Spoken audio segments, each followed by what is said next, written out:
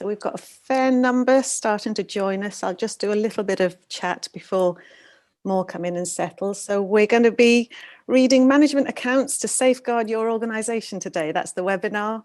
We're going to be joined by co-op and finance expert Andy Woodcock, who I'll introduce a little bit more in a moment, and talking through a set of management accounts from a non-finance perspective and the importance of cash flow statements, projections to safeguard your co-op's financial future. We've got a lot to pack in a short space of time, so Andy's going to be touching on those things. The webinar is about an hour. Andy will be talking for about 30 to 40 minutes, and then there will be time for Q&A afterwards. The Q&A, will be using the chat function for Q&A, so just pop your question in there while Andy's talking, and we'll come to those at the end. So just while you're remembering your question, put it in the chat. We'll bring them all out at the end, and Andy will answer them there. Those that can't be answered today, Andy's kindly said that he'll be able to answer them later on in a written document, which will be on a resource in our website at some point, and we'll send you links for all of that. There'll also be a Jamboard. So if you've not seen that before, it's a really simple Google type board. You go in, it looks like a PowerPoint screen. And again, Andy will talk you through that and how to use it. That will be good participation while we're doing the webinar. And while we're all settling in, we've got a fair number of us. It's 2 minutes in. I would like to launch the first poll if I can, because I know we've got so much to pack in and I want to give Andy as much time as possible. So before I introduce Andy properly, let me just launch the first poll.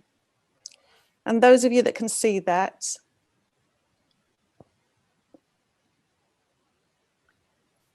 the poll's about looking at your accounts, and does your co-op look at its management accounts? We just want a simple yes, no, or unsure answer. And while you're doing that, this particular webinar is probably good for those, if you've ever asked, like I have as a volunteer treasurer in my other role, how would you manage a dramatic downturn in revenue in your organisation, particularly relevant today, navigating our businesses in a pandemic, or even a substantial growth. When are you likely to need a loan, and how much should you ask for? How much should you invest if you've got surpluses in your business, and when's the right time to invest? All of these answers we hope you can find in your management accounts. Again, Andy will touch on some of those points, but it is really looking at them to start to make informed decisions about your organisation. So I'll just end that poll just so we can see that most of you do look at your management accounts. That's great. And some of you are unsure of how perhaps to use them, which is the reason why we're here. So thank you for that. And now for the second poll. If you do look at your management accounts, how frequently does this happen in your organisation? So again, if you spend a few moments just clicking away on that. And while you're doing that, just to introduce Andy Woodcock from Co-op Culture and Acorn Co-op Support. They manage a £750,000 co-op loan fund, as well as a cooperative investment fund of almost £1 million. They've helped various co-ops raise more than £5 million worth of capital. Also, Andy's a co-producer of the Introduction to Financial Literacy workshop and trained over 500 people to better understand their co-op's accounts. And I'm particularly keen on Andy's work because the jargon is kept to a minimum. It is great for volunteer treasurers like myself, and also I'm sure for seasoned accountants. So we're really pleased to have Andy with us. So just before I introduce Andy to allow him to speak, I'll just share those results. And as we can see, most of you look at your management accounts once a month, 23% once a quarter, 7% 6 months, 3% once a year, and the 4 unsure, perhaps those that haven't been using management accounts. So that's an interesting start. Over to Andy.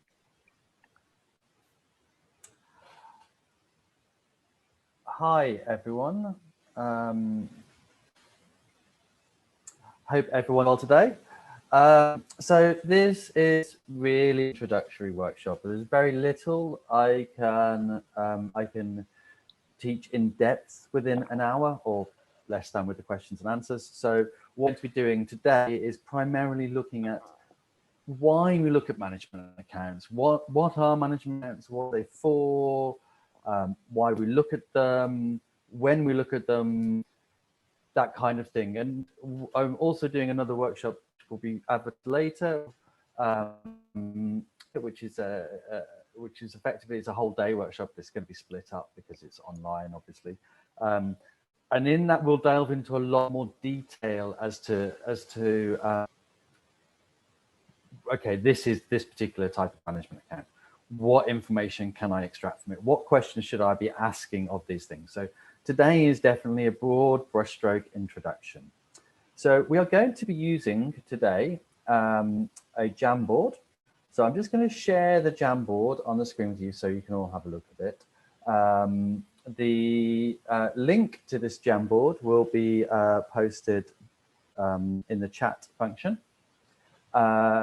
And as you can see, we have three. If you look at up here, there is 2 arrows forwards and backwards. So we use the forward arrow to go forward, obviously, and then the backwards arrow to go backwards. So we have 3 screens that we're interested in today. So when I ask you if you could basically add some text or add a note. So you add a note by adding a sticky note here.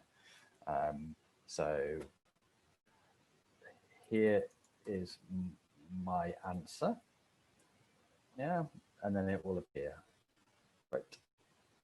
So yeah. So if you could use that when I ask you to, that would be really helpful. Okay, so we'll go back to the presentation.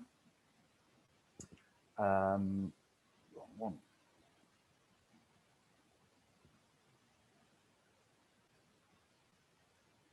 Great.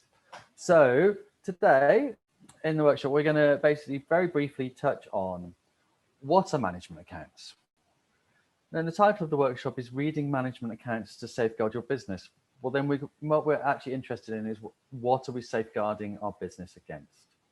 We're going to look at why we use management accounts, how often we should look at our management accounts, what information are we trying to extract from our management accounts, which management accounts we should use, and the importance of trends and looking at trends in financial reporting and management accounts. If I use any jargon that is difficult for people to understand or I haven't introduced, my apologies. If you highlight it in the chat function, I will either answer it at the end or afterwards I will send a written document, or we'll just you know, we'll deal with any questions. So my apologies. I've hung out with accountants for too long, and I understand their jargon, but there are often it's very complicated jargon to understand quite simple concepts, and the concepts are much more useful. So I try to avoid the jargon if I can. So I'm going to start with what are management accounts. So the definition of management accounts are the regular presentation of financial information, mostly, to the decision makers in a business. So in your business, in your organization, in your co-op, that's either going to be the board or the management committee, or if you're managed by general meeting, to the entire co-op. So what happens is regularly we will present the finance team, the accountant, the bookkeeper, however you have it structured. We will present financial information to the board, to the management committee, to the entire co-op, not just for the hell of it. And that's the important thing. A lot of co-ops will produce management accounts because they think they should. And they have been told, they have attended a workshop by me, and I have told them that they should be looking at the management accounts. So one of the things that they do is they regularly present this financial information, but that's it. And that's not the point of management accounts. The objective of management accounts is to give the decision makers, whoever those decision makers are, enough information to enable them to make business decisions. Now, as you can already see here, there is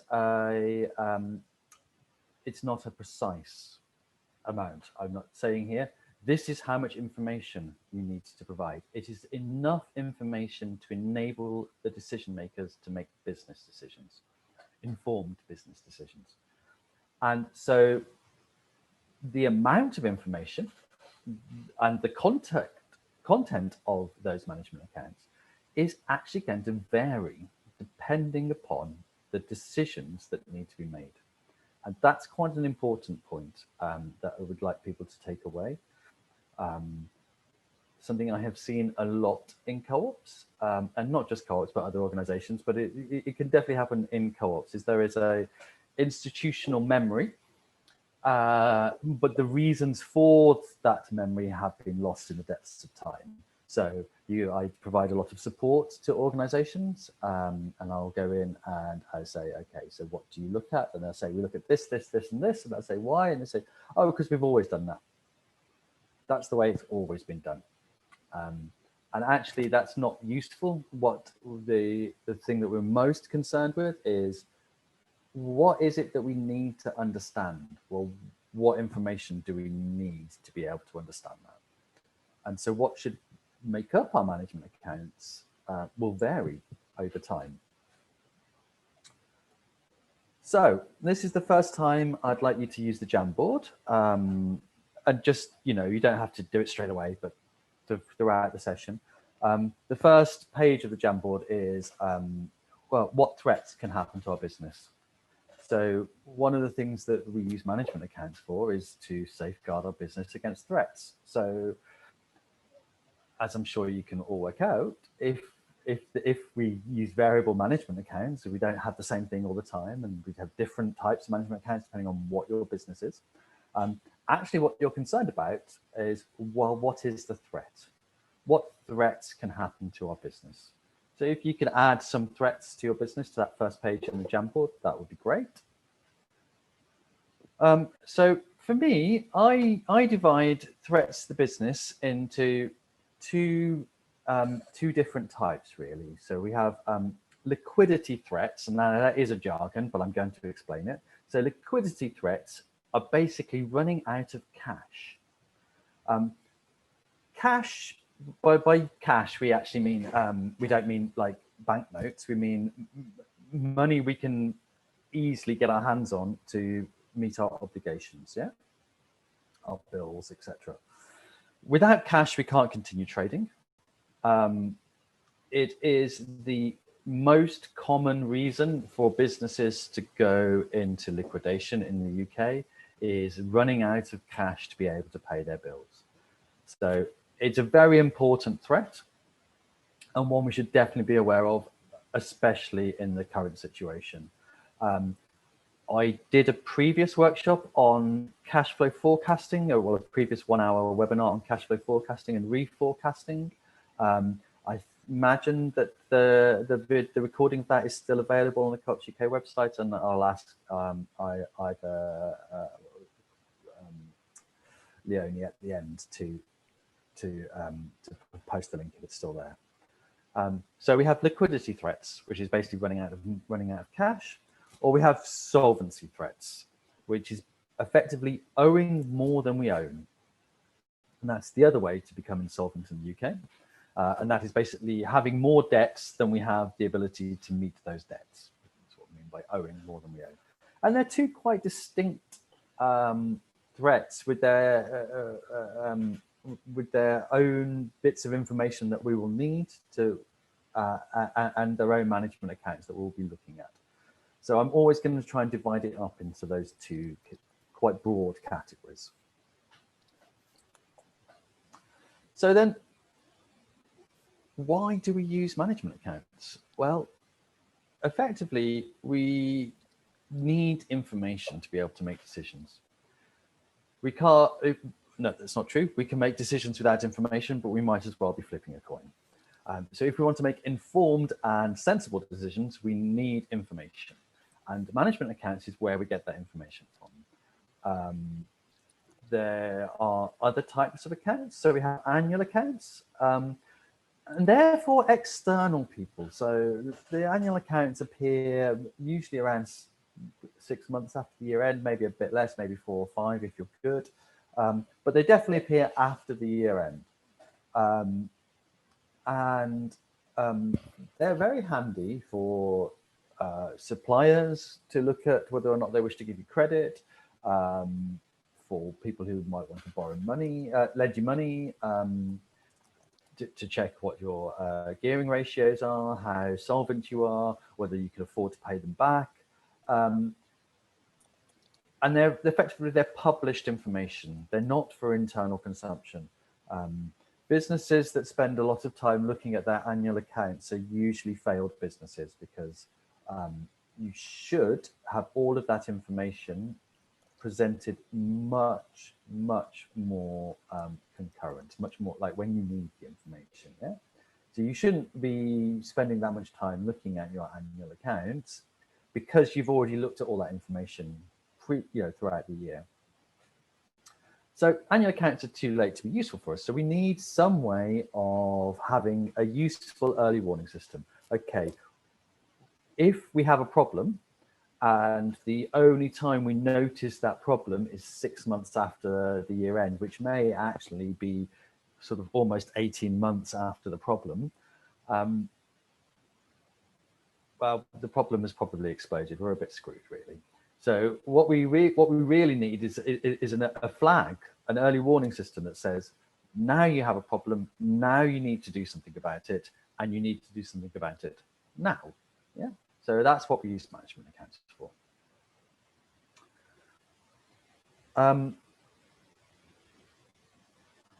So thankfully, that was one of the best results that I had in a poll. I wasn't actually expecting quite as many of you to be looking at management accounts, which is great. I'm very pleased that you are.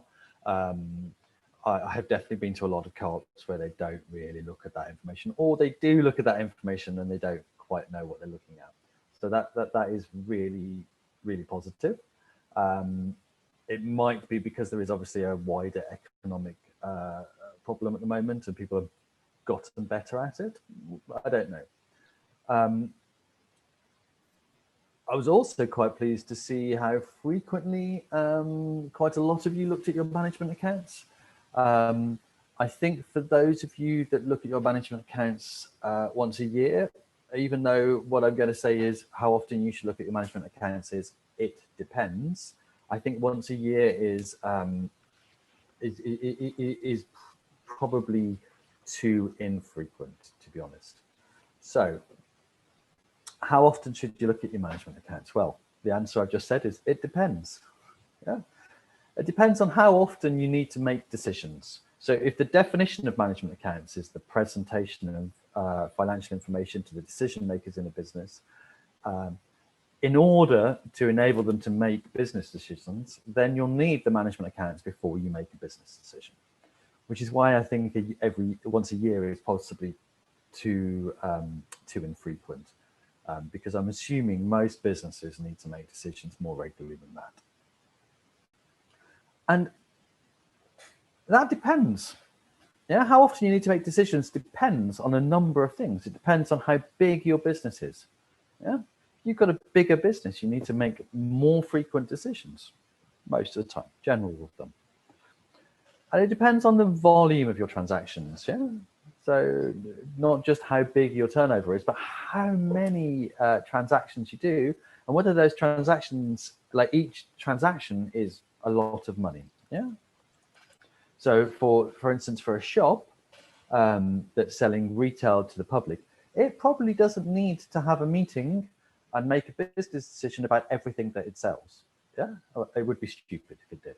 But there are some organizations that each transaction is quite big, and it should make an informed decision before it makes any transaction. So, you know, the thousands of pounds per transaction, or the tens of thousands of pounds per transaction, or even the millions of pounds per transaction. Yeah. Depends on where you are in the business cycle. Yeah, and we'll look at that in a second. And it also depends on whether or not you're in crisis. Yeah. So if you are in crisis, you need to look at your management accounts more frequently. So the stage in the business cycle, this is a textbook example of a classic business growth pattern. Now, obviously it's nonsense. Businesses don't grow like this, but this is what the business textbooks say businesses should grow like. So you have periods of rapid growth, followed by periods of consolidation. Periods of rapid growth, followed by periods of consolidation. The periods of rapid growth are the periods where the business is actually in the most danger. And the danger that it's in is that it's going to run out of money, it's going to run out of cash. If you're in a period of rapid growth, then you need to be looking at your management accounts much more frequently. If you're in a period of consolidation, then you've got a different threat. Your threat in a period of consolidation isn't that you're going to run out of cash, it's that you're going to stop doing that and start doing that. I'm hoping you can all see my mess, but that's the general decline rather than a flat line consolidation. But for that, you don't need to look at your management accounts quite so frequently because it's not a day-to-day, am I going to run out of cash? It's spotting a slower trend. So if you're in a period of growth, look at your management accounts more frequently. If you're in a period of consolidation, less frequently. So if you are in crisis, well, this is a co-op that is likely to be in some form of crisis. Its turnover has decreased quite a lot over the last few months. So if you're in a period of crisis, if you start to spot this trend, you need to be looking at your management accounts much more often. This is also a co-op in quite a bit of crisis. It has very wildly fluctuating amounts of cash. So it has a bi-monthly fluctuation in the amount of cash that it has. But there's also, which in and of itself would worry me and mean that I would be looking at my management accounts quite frequently, because that's that second month where I don't have as much cash. Then it's when I have a danger of running out of money, which is, as I said earlier, the most likely way for a co-op to get into trouble. But also, if you look at the trend in the high months, it's still going down. The trend in the low months, that's also going down. I would worry that maybe 2 months after this, I'd be getting to down here, thinking about running out of cash. So by spotting that trend, I would be business and such as, okay, do I need to have some more working capital? Yeah.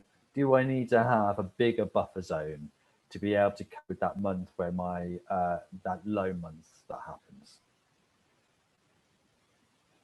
So we should look at our management accounts more frequently if you have a larger volume of transactions, if you have large cash flows, so if large amounts of money come in and out of your account, if your cash flow or your income is irregular and even worse, unpredictable. So the last slide that we looked at, that was irregular. Yeah, every second month we didn't have the same amount of cash every month. It happened every second month. But if that was unpredictable, then we'd need to look at it a lot more closely. If your cash flow is tight, so what I mean by if your cash flow is tight is if you imagine the cash flow as the water going through a sieve, yeah, your money is flowing through a sieve, and that's the flow, the water flowing through, yeah, and then the sieve is the bit that you can catch, yeah. So how much of that can you take out? Well, that depends on how big the holes are in the sieve, obviously. So if your cash flow is tight, it means you can't actually take that much water out. So you can't extract that much cash out of the cash that flows through your business. The worst possible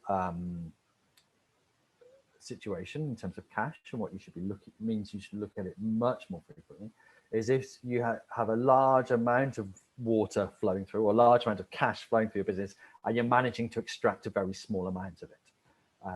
that is actually puts you in quite a lot of danger. So you want to be looking at your management accounts very frequently for that. If your net profit, so what we mean by net profit is your profit at the end of the day. Yeah. If the amount of money that you have at the end of the day is a very, very small amount of the amount of money that flows through your business, that's what we mean by turnover, your sales. Yeah. So if your net profit as a percentage of your sales is small, again, that's one of those things which means that you should look at your management accounts more frequently. And if you're in a period of decline, then you should be looking at your management accounts more frequently to see whether the decisions, not just because you want to watch the line go down, you don't just want to sit there and watch the decline, it's because you want to see if the decisions that you have made have halted and preferably reverse the decline. Yeah? So you want to get quite a rapid turnaround in decision making. Do you need to do something else? And if you're in a period of rapid expansion, you don't need to look at them so often if you have a smaller number of transactions. If those transactions, if your cash flow or income is regular or predictable, so if you're a grant-based organization and you know when your next grant's coming in, if you're a renewable energy generating society and you basically your income is fixed and you know what's going to happen once a quarter, you're going to get this much money roughly coming into your bank account. Yeah, you don't need to look at them so often. Yeah. If your cash flow is generous, so that's the opposite of tight. So that basically means if the amount of money that's flowing through your organization, if you can extract loads of that's what I mean by your cash flow is generous. If your net profit, so if that's the amount of profit that you have at the end of the day is a large amount of the amount that you sell, again, less frequently looking at management accounts. If you're in that period of consolidation, not much is changing. You've done your growth, you're just kind of chugging along, not an awful lot is changing. You've noticed that you're not in a decline, you don't really need to be looking at them until you're making the decision to make the next jump, the next spurt of growth. Yeah. So now I am talking quite fast. I know, I apologize. I don't talk this fast in my face-to-face workshops, but we've got a lot to get into in an hour or so. Now we're going to look at the Jamboard again. And what we're going to do is look at the second page of the Jamboard. And I'd like you to write in there, well, what information do I need to understand the threat that I mentioned in my last Jamboard? Yeah. So whatever threat you said, well, this is the threat to my business. Well, what information do I need to spot that threat? Yeah. What information are we trying to get from our management accounts? Well, it depends. And the sort of awake amongst you will spot that I say that a lot. And it is because I'm afraid it is true. There are no right answers and it depends. So it depends on the threat that we're safeguarding our business against. Yeah. So if you remember, I divide them up into two kind of broad threats. There's the liquidity, the cash related issues, and there's the solvency, the sort of profit related, do we owe more than we own issues? Well, the information that we need is very different depending on those. Yeah? So if we're looking at liquidity threats, are we going to run out of cash? Well, we want to know how much cash do we have? That's what we mean by cash position. How much cash do we actually have? Yeah, very important to know whether we're going to run out of cash or not. We want to know how much money flows through our business, yeah? Both in and out. Yeah. We want to know how much flows through our business on a day-to-day basis. That's what operating cash flows is the day-to-day flowing of the thing. Before you look at financing, loans, paying back share capital, getting share capital, or investment in new equipment, disposing of equipment because you need some cash quite desperately. So the day-to-day cash flows. The financing cash flows, well, how much of that operating cash do I now need to go and spend on paying back the loan that I used to set myself up? Or can I borrow money to help? Yeah. the operating and the financing cash flows are historic. We're looking at what has happened. But then we also want to look at what we think is going to happen. We're going to forecast the future. And that's really, really, really important. And again, I think you should just watch, if you are worried about liquidity threats or running out of cash, I strongly recommend just watching the workshop that I did on cash flow forecasting due to COVID. I can't just do the entire workshop again, so just watch that, please. Net current assets. So net current assets, what we mean by that is current assets are money that, things that we own. Assets are things that we own. So current assets are things that we own that we can turn into cash within the next financial year or within the next period, whatever that period is that we set, but usually within the next financial year. So what we mean by that, roughly, cash, people who owe us money, sort of trade debtors. If we've got a savings account that we can get our hands on in the next few, in like 3 months' time, stock, roughly what we mean by that, current assets. But to call it net current assets, well, actually, that's how much the current assets, which are the things that we own that we can get our hands on as cash within the next few months, next financial year. Subtract from what we have to pay out as current liabilities, so money that we owe, that we also have to do within the next financial year or whatever with the period that we said the current assets were for. So for that, trade creditors, VAT bill, corporation tax bill, NI, that kind of thing. Loans that we have to pay back within the next year. Yeah.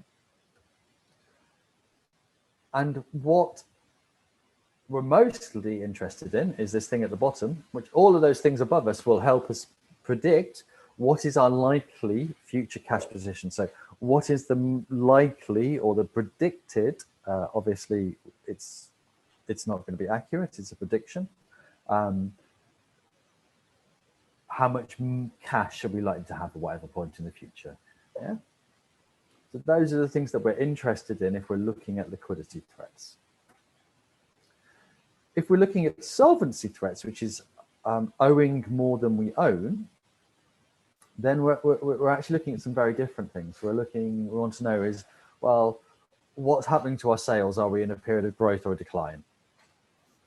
What's our gross profit? Are we managing to make a lot of money on each transaction? Are we managing to extract, once we've done the transaction, once we've got our gross profit, and then we've paid, can we cover our overheads? Yeah. Can we cover our financing costs? What are we worth as an organization? What are our gearing ratios? By that, gearing ratios, I'm not going to go into masses of detail as to the ins and outs of the different gearing ratios, and we will do that in the one-day workshop.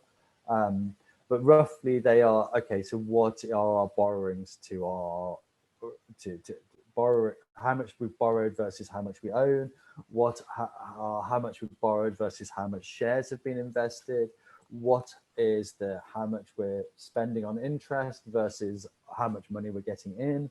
Those are the kind of things what we mean by gearing ratios, and this is when they're actually really important, especially because one of the things that we're going to be looking at, not today, but one of the things you're going to be looking at if you are facing these solvency threats is, or even a liquidity threat actually, is, okay, where are we going to get some more money from?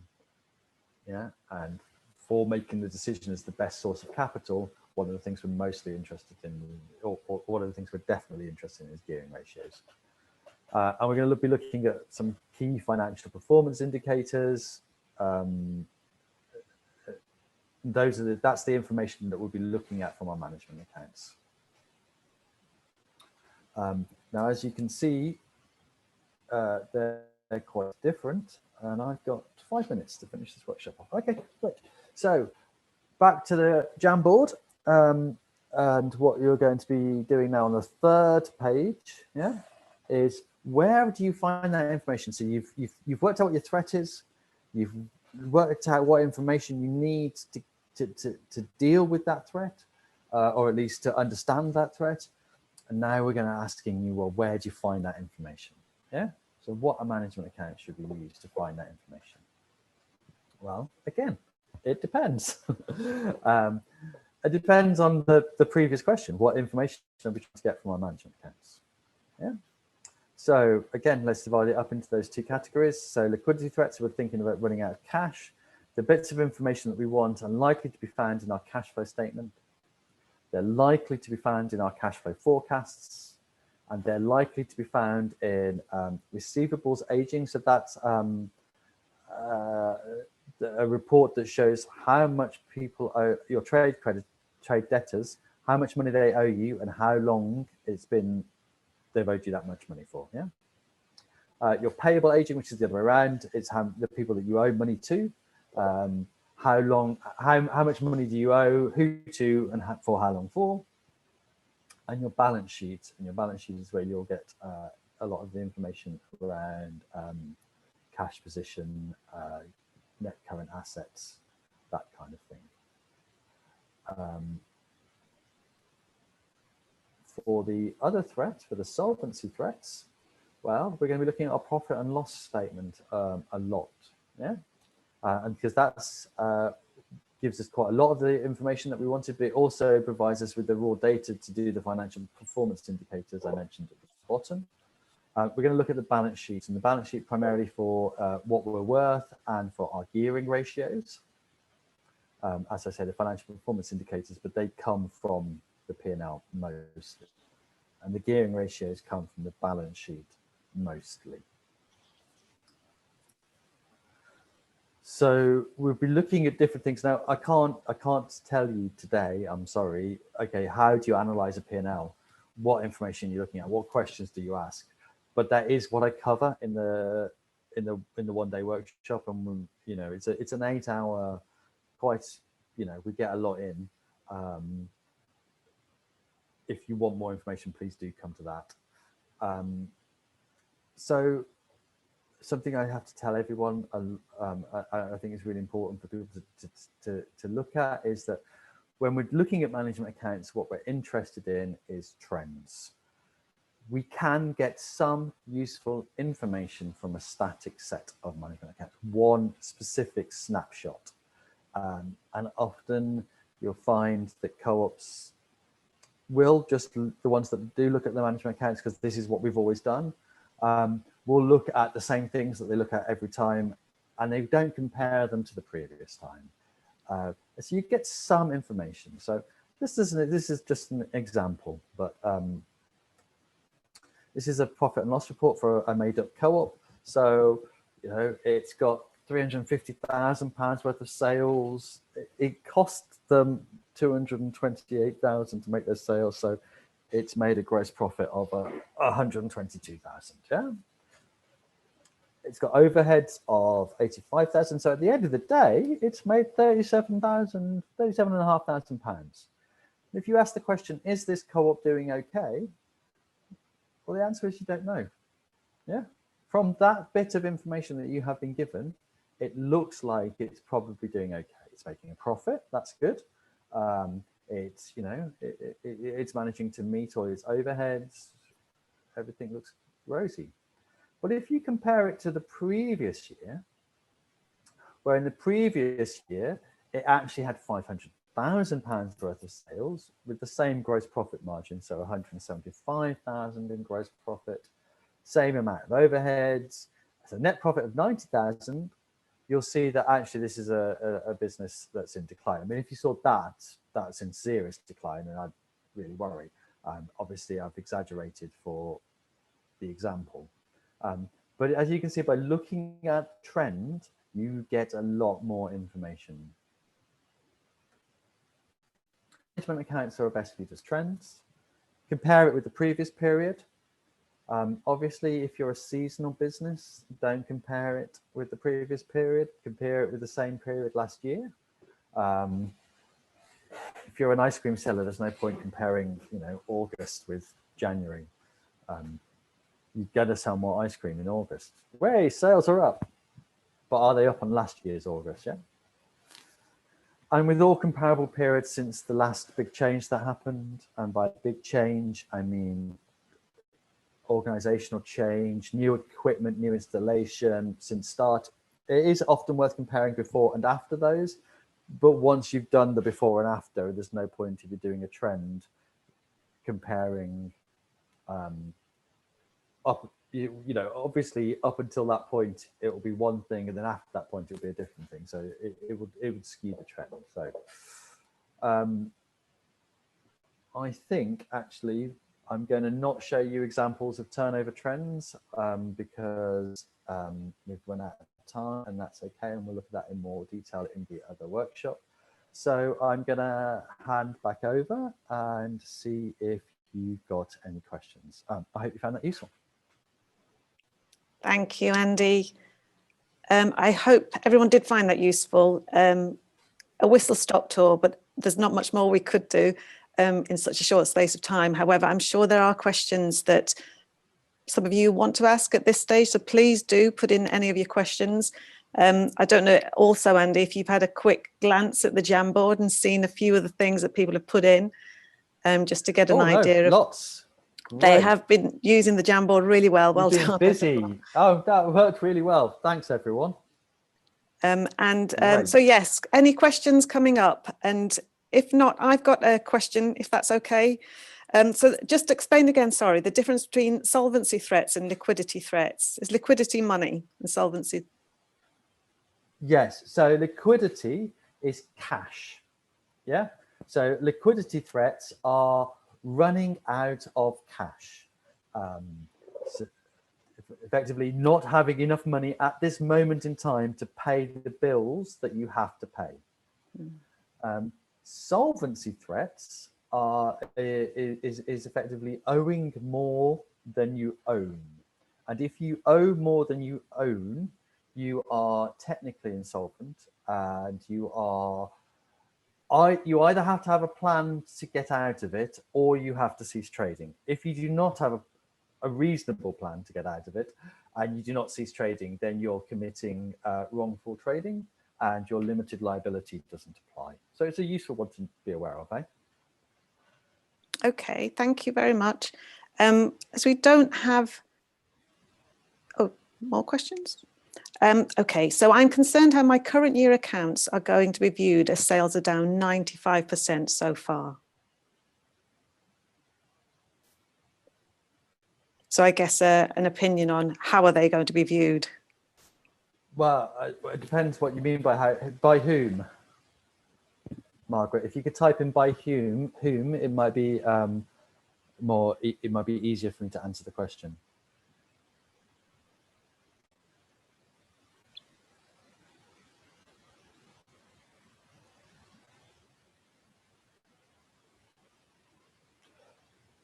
Okay, well, I'll just try. Oh, by anyone looking at my business, customers. Yeah, I mean, you're okay. So, Margaret, people will view your business as currently in difficulty. However, people are also aware that everybody else is facing, if not the same, or even similar, possibly grossly different problems at the moment. So if I was wanting to buy something from someone whose sales were down by 95%, what I would be, if it was something that was immediately deliverable, I wouldn't worry about it. If it was something that I was paying in advance for something that needed to be delivered at a later date, then I'd probably not look at, if I did look at the sales being down so much, I would also be looking at their balance sheet, and do they have the reserves to keep trading? And that's probably more useful for you, is what's your balance sheet look like, and what's your reserves? Because people are going to be more interested in what will you be still around to deliver the thing that I'm paying for? I think there's also an interesting point. Hope that's suitable for you, Margaret. Thank you. There's also an interesting point as well in terms of having to pay what you owe, whether it's FCA, HMRC, and the flow of that and managing that. Is there any kind of good advice on managing what you know that you need to pay, however you're trying to keep a business alive as well? And that's a difficulty. So the thing to do is to forecast. So if you've got information that you know you need to pay, specifically VAT, NI, PAYE, all those kind of things, you need to forecast it. If you think that you have a temporary downturn and your business is going to increase in the future, then one of the things that you can do is ask to have those bills put off, or borrow money. However, if you think that this downturn is permanent and you're not going to be able to recover it, the thing to do actually is to shut your business down. Shut your business down early, whilst you can still pay everyone off, whilst you can still pay yourself, and before you get into wrongful trading territory. Not borrow and then get yourself into more debt and then borrow again. That's a really bad way to run a business. Thanks, Andy. And really characteristic of the ethics of cooperatives, value-driven organisations, that yes, sometimes it's best to just close when you know that you can pay off what you owe, rather than hang in there to the dire end and then everybody's upset by it. There is a question which is quite and that interesting. is actually, if you look, sorry, that is actually the workshop that I previously did on the reforecasting for COVID, looks at that in a lot more detail. So if you want that information, then do go and look at that workshop, which I think Leonie has posted the link for. We have, yeah, we've posted the link a few times for that particular webinar. It is still very relevant and worth watching. If you go onto the link, it's at the COVID advice pages for UK.coop and Co-operatives UK's advice pages for the COVID period. And you'll see that, scroll down, you'll see Andy's webinar there. On the VAT question, because of people having to rethink how they are doing things, there was a question that was given to us previously, which was all about even considering VAT status, so that they're now even thinking about changing their business to charitable status, because at first glance it seems to them that the irrecoverable VAT for them is quite a large amount, and they believe that expenditure in the delivery of charitable objectives is VAT exempt, and assume that the majority of our projects would be included under the definitions of charitable. So the cost benefit of changing to charitable models for VAT purposes, what is your opinion on that one, Andy? So I'll give broad advice now, and if there's anything specific, then you'll have to get in touch with me, I'm afraid. So start with, you can't really. You don't, being a charity or not being a charity is not based on your tax advantage and your tax position. So the definition of a charity in UK law is any organisation whose objects are exclusively charitable. So there are 12 charitable purposes. If your objects exclusively fit into those 12 charitable purposes, you are a charity. Now, if you are a charity, you have to be a charity. There's no, I don't want to be a charity. I'm sorry. They don't give you that option. If your objects are purely charitable, you are a charity. Then you can incorporate as different types of charities, and persuade HMRC that your objects are purely charitable and therefore you should be registered with HMRC as exempt charitable BENCOM for purposes, but you don't get to make that decision.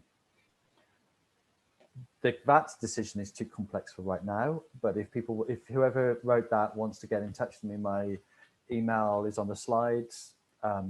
Yeah, thank you. Yeah. Thank you, Andy. We haven't got any more questions coming through at the moment. We do have a little bit more time. I've seen two more. Oh, sorry. Three more, in fact. Okay, so yes, an interesting how difficult one. is it to hide information? Yeah, go ahead, Andy. I'm afraid that, I'm sorry, I've got it up now. So I'm afraid that depends, Judy. It depends. So the question is, how difficult is it to hide information in accounts? The answer is very, very easy, but a lot of that depends upon your accounting format and what the level of detail that you have to put in your accounts, and that depends on what legal structure you are and your size. So one of the things that accountants get paid money to do is to hide information in accounts. Now, what we're interested in is not the information that we're putting out to the public, but the information that we get to look at ourselves. And for that, you really don't want to be hiding information because that renders the management account quite pointless. Yeah, thank you. What is the difference between co-op management accounts and non-co-op management accounts? That's a very good question. There isn't really, yeah. Although I always advise in my workshop that that co-ops should include non-financial information, such as member benefit and any social and environmental reporting things that you want to do, because we're not capitalists and we're not only interested in finance. But as this is a finance workshop, the financial information that you present it's exactly the same. You've got the same threats as any other normal business. So whilst we're not capitalists, we operate within a capitalist system. So the financial information that we look at is, I'm afraid, pretty much the same. But it shouldn't be the basis, just the basis of all of our decision making, which is why I recommend that you include any number of ethical and social reporting. Now there is, and I'm hoping again Leonie can post the link if it's available, or at least we can send it afterwards.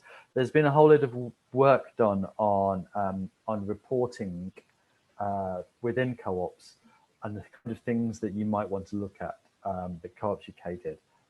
But I don't know what that is, but hopefully Leonie can post the link, or we can send it out afterwards if we can't. Okay, thank you for that.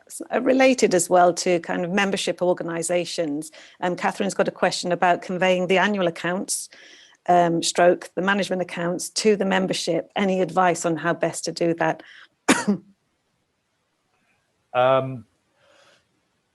Understand them yourself, and then explain in as much detail as you think is required. So the problem that I've seen, and I've seen it a lot, is people basically read the annual accounts and they literally read every line. So this one, the turnover was this much this year and the cost of sales was this. And it's like, yeah, I mean, everyone can actually, okay, that's not true. Sorry, that's bad. Most people can just literally read the information that's in front of them. And if there are people who can't, then there are other ways of enabling them to do that without just reading through it. The reason people do that is because they don't understand the pertinent points and the pertinent bits of information themselves within the board. And so what I would try and do is collectively with the board or the management committee or the finance worker or the finance officer or the bookkeeper, work out what's important and highlight that to people, and highlight that in as much lay terms as possible. Try not to use jargon. Try not to say, People often also think, oh, I'm talking about finance, I should sound like an accountant because, you know, I want to give myself a sense of gravitas and importance. No, no, sound like you, and sound like you're talking to somebody who doesn't understand any of the things that I just said in that workshop, any of those terms. Yeah, try to just use plain, simple English. Sorry, I get annoyed about that kind of thing. No, I think it's really good advice. I hope that helps, Catherine. Any other points to mention? Please let us know in the chat. And I think you're right, Andy. People do appreciate non-jargon, simple terms, because there would be a number of people perhaps on this webinar that are seasoned accountants, but everyone appreciates the basics reiterated in simple English that we can all then share and work with on in our own organizations, which is different from everybody. And I appreciate the way that you do have this kind of overview of all organizations. So different we all are, but it depends answer comes up very frequently because we have so many differences. But just the basics on keep it simple and also use simple language is so important, because we're presenting these to non-finance people most of the time in your organization, especially members who want to participate in the needs that you're creating. So the simple response is always really important, and I think it's worth reiterating. Thank you. Sorry that we couldn't get through more questions, but we hope that you will keep with us, and we'll see you at another webinar with Andy very soon, we hope. So thank you all. Take care.